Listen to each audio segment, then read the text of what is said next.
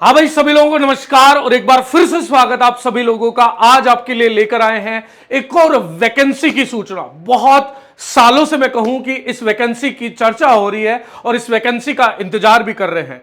आखिर ये वैकेंसी कब आएगी और इसकी एलिजिबिलिटी क्या होती है, ऐसी तमाम बातों पर डिस्कशन करने वाले हैं। तो ये वैकेंसी है रेलवे प्रोटेक्शन फोर्स की। रेलवे प्रोटेक्शन फोर्स की यदि मैं बात करूं तो सर ये रेलवे की पुलिस है, काइंड ऑफ रेलवे पुलिस, और रेलवे के अंतर्गत ही ये फोर्स आती है। इसमें दो तरह के पद होते हैं, कांस्टेबल और एसआई के। 2018 के बाद पिछले साल बहुत बड़ी उम्मीद थी कि ये वैकेंसी आ जाएगी, लेकिन वैकेंसी नहीं आई। अब इस साल जो मोदी सरकार द्वारा चलाया जा रहा है मिशन मोड वैकेंसी वाला आयोग, जो मिशन मोड वैकेंसी की जो मुहिम चला रखी है, उसके अंतर्गत क्या ये वैकेंसी आ सकती है, कितने पद आ सकते हैं, एलिजिबिलिटी क्या चाहिए, कैसी प्रिपरेशन करनी है और पीडब्ल्यू आपको क्या प्रोवाइड करेगा, तो वैसी तमाम चीजों के साथ जुड़े रहिएगा, बने रहिएगा वीडियो के साथ। सबसे पहले आज हम आपको बता दें सर, हम बात करने वाले हैं vacancy of constable and SI railway protection force, RPF जिसे शॉर्ट में कहते हैं, और ये रेलवे के अंतर्गत आती है।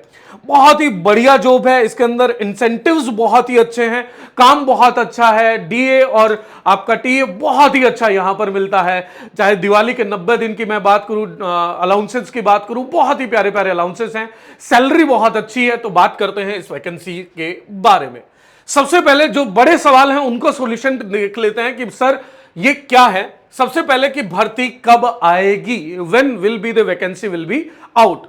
आरपीएफ की वैकेंसी की बात करूं तो आरपीएफ की वैकेंसी का सबसे ज्यादा दमदार बात थी जो कि 2022 में ये आ जाएगी, और पिछले साल बार बार रेलवे मंत्रालय द्वारा भी कभी कोई ट्वीट जारी किया, कभी कोई आरटीआई के रिप्लाई में वो सारी की सारी जानकारियां भी बाहर आई कि 2022 में वैकेंसी आ जाएगी। अब सर आ चुकी है 2023।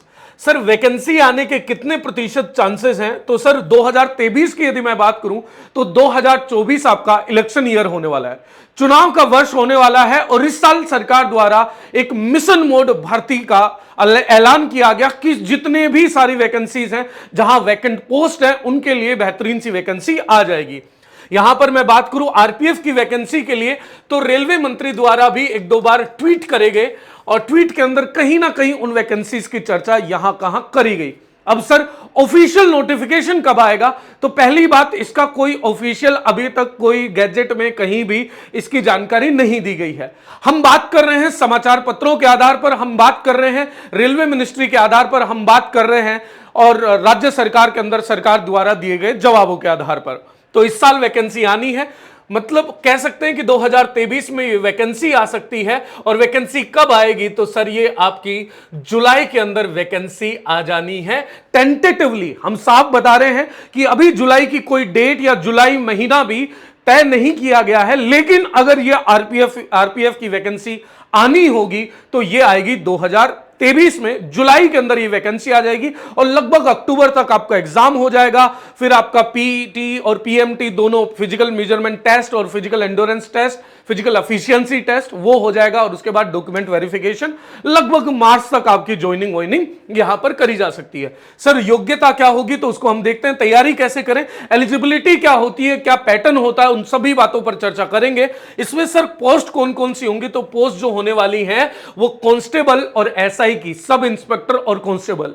आरपीएफ ने हमेशा से यह रखा है कि कांस्टेबल और एसआई की वैकेंसी दोनों साथ में ही जारी करी है, और दोनों के लिए एक साथ ही भर्ती करता है, हमेशा से यही करता है। सबसे पहले एग्जाम बॉडी के बारे में बात कर ले तो एग्जाम बॉडी जो इसमें है, जो एग्जाम करवाएगी, वो रेलवे रिक्रूटमेंट बोर्ड इस एग्जाम को कंडक्ट करवाएगा। एग्जाम का नाम क्या है, RPF constable and SI exam 2023। Selection process क्या है सर, तो सिलेक्शन के लिए बहुत ही बेहतरीन सा, एक बिल्कुल सिंपल सा, जिन बच्चों को इंग्लिश से डर लगता है, खास करके हमारे हिंदी माध्यम क्षेत्र वाले लोग या हिंदी बोलने वाले लोग, उनके लिए बहुत ही सुनहरा अवसर होता है, और बच्चे इसको बड़ी शिद्दत से तैयारी करते हैं। क्यों शिद्दत से तैयारी करते हैं, पहली बात इसके अंदर बहुत ज्यादा आपको इंग्लिश की जरूरत नहीं पड़ती, दूसरी बात इसमें सैलरी बहुत अच्छी होती है, तीसरी बात कि ये सेंटर के अंतर्गत आती है, सेंट्रल गवर्नमेंट के अंतर्गत यह आती है। तो यहां सीबीटी एग्जाम होता है, कंप्यूटर बेस्ड टेस्ट होता है, उसका पैटर्न क्या रहता है, सिलेबस क्या रहता है, उसकी सारी चर्चा करेंगे। फिजिकल एफिशिएंसी टेस्ट होता है, फिर उसके बाद फिजिकल मेजरमेंट टेस्ट होता है। जॉब लोकेशन इसमें ऑल ओवर इंडिया रहती है, और इसका ऑफिशियल नोटिफिकेशन जब आएगा तब ये आएगा www.indianrailways.gov.in पर ये आएगा। अब सर एलिजिबिलिटी क्राइटेरिया बता दीजिए, इसमें योग्यता क्या चाहिए। तो सबसे पहले हम बात करते हैं कांस्टेबल की। सर इसलिए भी हजारों लाखों की संख्या में बच्चे इसकी तैयारी करते हैं क्योंकि मुझे ऐसा लगता है कि वाहिद ये एक एग्जाम है कांस्टेबल का जहां पर अपर एज लिमिट 25 साल है, वरना 18 से 23 यूजुअली आपको कांस्टेबल के लिए एंट्रेंस मिलता है, 18 से 23, लेकिन यहां पर 25 साल है, जिसमें आपको 3 साल यदि आप ओबीसी से बिलोंग करते हैं तो 3 साल की छूट मिल जाती है, 5 साल यदि आप SC ST से बिलोंग करते हो तो 5 साल की छूट मिल जाती है, और 10 साल फिजिकली आप डिसेबल्ड हैं तो आपको PWD वालों को 10 साल की छूट मिल जाती है। तो 18 से 25 साल एक बहुत बड़ा एरिया आ जाता है। जो बच्चे 23 के बाद ये सपना छूट जाता है कि यार अब भर्ती कैसे होंगे, अब वर्दी नहीं पहन पाएंगे, तो उनके लिए भी एक बहुत ही गोल्डन चांस होता है। एजुकेशन क्वालिफिकेशन की यदि मैं बात करूं तो कांस्टेबल के लिए केवल और केवल 10th पास यहां से माना जाता है, या 10वीं के समकक्ष जो भी बातें होती हैं। और यहां बता दें आपको मेल्स और फीमेल्स के लिए दोनों के लिए ही ये वैकेंसी होती है। रेलवे मिनिस्टर द्वारा 2019-20 की मैं बात बता रहा हूं, उसके बाद भी बहुत सारे ट्वीट आए और उनमें साफ साफ यह कहा गया कि मेल्स और फीमेल्स की बराबर भर्ती होगी। यहां तक कि कुछ रिपोर्ट्स के आधार पर हम कहें तो यह कहा गया कि महिलाओं की भर्ती ज्यादा होगी, तो एक गोल्डन चांस है फीमेल्स के लिए। एसआई की वैकेंसीज की मैं बात करूं तो एजुकेशन क्वालिफिकेशन इसमें ग्रेजुएशन चाहिए होता है। एलिजिबिलिटी क्राइटेरिया, एज एलिजिबिलिटी की यदि बात करूं तो 20 से 25 साल, वही 25 में ओबीसी से बिलोंग करते हो तो 28 साल आपकी हो जाती है, यदि आप SC ST से बिलोंग करते हो तो 30 साल हो जाती है, यदि आप फिजिकली डिसेबल्ड हैं तो आपकी ये 35 साल हो जाती है अपर एज लिमिट। इसमें भी मेल्स और फीमेल्स के दोनों के ही पद यहां पर आते हैं। अब सर वैकेंसीज के बारे में बता दीजिए। ये टेंटेटिव वैकेंसीज है और ये वैकेंसीज किस आधार पर है, मैंने साफ साफ यहां पर ऊपर भी मेंशन कर दिया कि these vacancies are according to railway. Railway के अंदर बहुत सारी जो आरटीआई लगाई गई या रेलवे द्वारा जो जारी किए गए समय समय पर जो समाचार पत्र हैं, उनके अंदर जो रिक्त पद जो जारी करे गए कि रिक्त पद कितने हैं, उनके आधार पर कांस्टेबल फॉर मेल 4403 पद हैं, कांस्टेबल फॉर फीमेल 4216 पद हैं, एसआई फॉर मेल 819 पद है, एसआई फॉर फीमेल 301 पद है।